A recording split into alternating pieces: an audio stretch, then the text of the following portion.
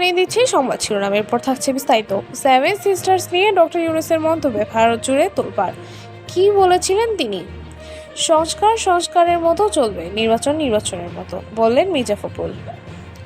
বিস্তারিত। ভারতের উত্তর পূর্বাঞ্চলের 7 রাজ্য নিয়ে করা মন্তব্য দেশটিকে ব্যাপক প্রতিক্রিয়া তৈরি করেছেন বাংলাদেশে ডক্টর মোহাম্মদ ইউনূস। চীন সফরে তিনি বলেন, সেভেন সিস্টার্স স্থল বিশিষ্ট আর বাংলাদেশ এই অঞ্চলের সমুদ্রের একমাত্র অভিভাবক। এই বক্তব্যে ভারতের কূটনৈতিক মহলে আলোড়ন তুলেছে।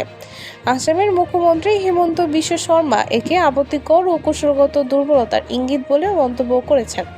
ভারতের সাবেক হাই কমিশনার বীণা সিকরি বলেছেন, বাংলাদেশ যদি উত্তর পূর্বাঞ্চলীয় রাজ্যগুলোর জন্য সুযোগ সুবিধা না দেয় তাহলে ঈদের পানির অধিকারও নিয়েও ভাবতে হবে। বিশ্লেষকরা বলছেন, ডক্টর ইউনূসের মন্তব্যের মাধ্যমে বাংলাদেশের কৌশলগত অবস্থান ও ভূরাজনৈতিক গুরুত্ব নতুনভাবে উঠে এসেছে। ভারতে তীব্র প্রতিক্রিয়া সৃষ্টি হলেও এখনও দেশটির সরকার আনুষ্ঠানিক প্রতিক্রিয়া জানায়নি।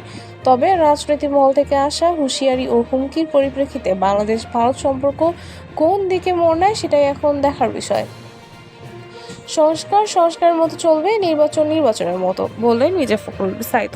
সংস্কার আর নির্বাচন এক জিনিস নয়, কথা স্পষ্ট জানিয়েছেন দিল্লির বিএনপি মহাসচিব মির্জা ফখরুল ইসলাম আলমগীর। মঙ্গলবার ঠাকুরগাঁওয়ের নিজ বাসভবনে নেতাকর্মীদের সঙ্গে ঈদের শুভেচ্ছা বিনিময়ের সময় তিনি বলেন, সংস্কারের মতো চলবে, নির্বাচনের মতো। তিনি আরও বলেন, বিএনপি সংস্কার প্রস্তাব পর্যালোচনা করেই মতামত দিয়েছে এবং সুষ্ঠু নির্বাচনের জন্য যে বিষয়ে মতের ঐক্য হবে সেটাই অনুসরণ করা হবে।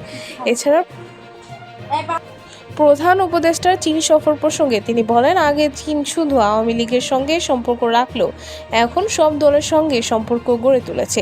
এটি বাংলাদেশের জন্য ইতিবাচক পরিবর্তন। মির্জা ফখরুলের এই বক্তব্য আলোচনার জন্ম দিয়েছে। এখন দেখার বিষয় সংস্কার আর নির্বাচন বাস্তবে কিভাবে পরিচালিত হয়।